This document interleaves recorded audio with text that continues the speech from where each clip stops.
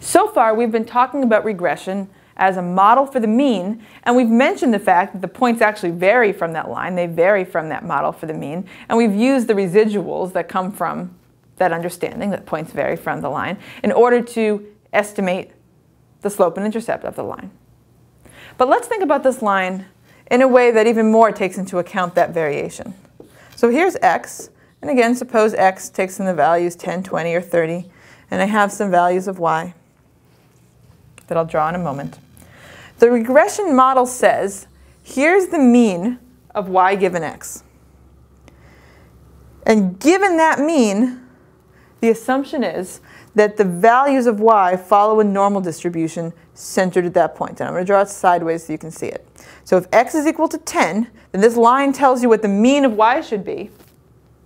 But then the points are normally distributed around that mean. If x is equal to 20, this line tells you what the mean of y should be, but then the points are normally distributed around that mean. If x is equal to 30, same thing. And so my data points, many of them should be close to that point, that mean, and then a few of them will be further away. And the assumption underlying the regression is that the variance in each of these distributions is the same. Again, if I only had two possible values of x, this should look just like the setup for a t-test. Two different populations, both have normal distributions, they have different means and the same variance.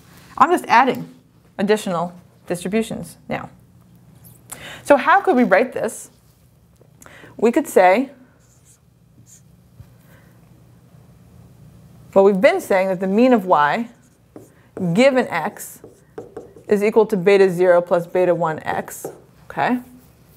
But if I want to talk about yi, a particular value, not just the mean of y given x, but a particular value of y, again, given that I know what xi is, I'm going to say that that follows a normal distribution with mean given by the line, beta 0 plus beta 1 xi. If I plug in xy, I get the mean.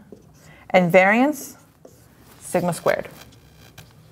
Any particular value of y here comes from a normal distribution with mean determined by the line, and then the same variance, sigma squared.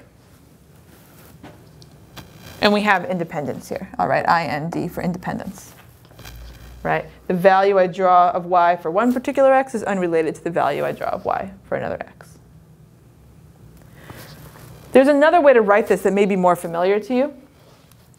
I could also say that yi is equal to beta 0 plus beta 1 xi. Now this is not enough, right? I could say the mean of y is equal to this quantity, but I can't just say y is equal to this quantity because we know that the y values vary from the line.